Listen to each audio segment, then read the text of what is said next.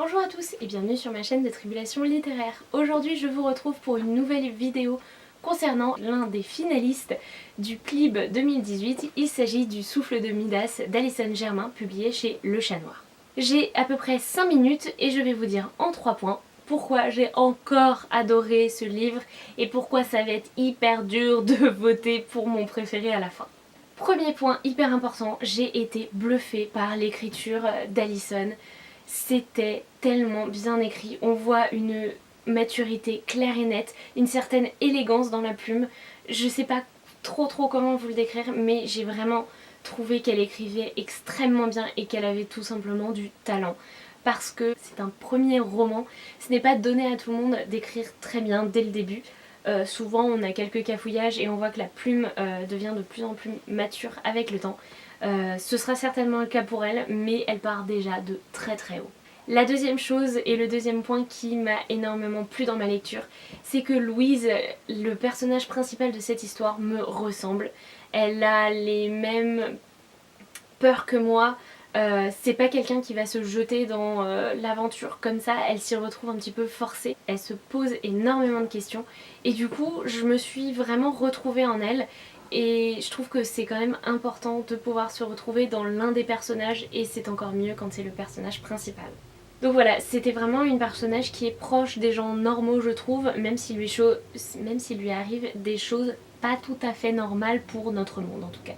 Et la dernière chose, le dernier point hyper important sur lequel je vais vraiment appuyer, c'est l'univers. J'ai trouvé que Alison se nourrissait d'énormément de choses, d'énormément d'éléments différents. Tout d'abord la mythologie qui est hyper présente dans ce roman, mais aussi plein de petites références à l'urban fantasy, à Harry Potter, à tout un tas de lectures, à tout un tas de choses qui nous arrivent aujourd'hui dans notre monde, dans notre culture.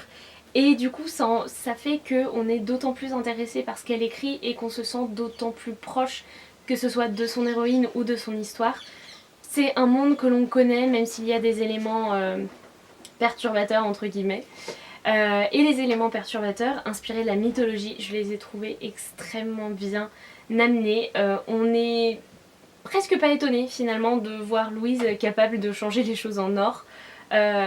Elle a la manière, le don d'amener tous les héros, tous les monstres aussi de la mythologie dans son livre et dans notre univers.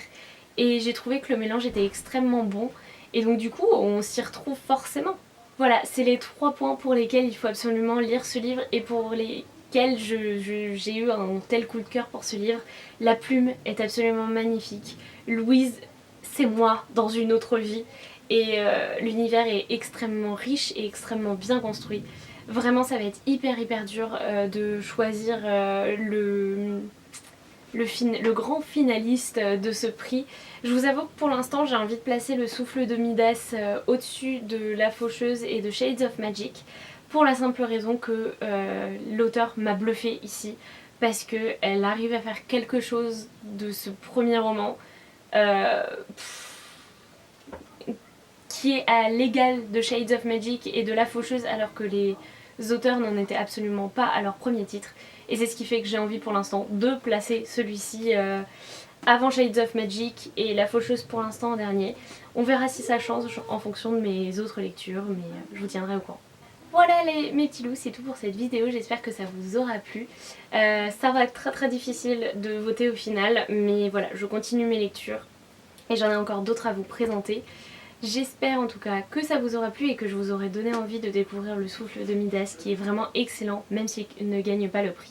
Sur ce, il est enfin temps de refermer cette vidéo, je vous souhaite d'excellentes lectures et je vous dis à bientôt. Salut les petits loups!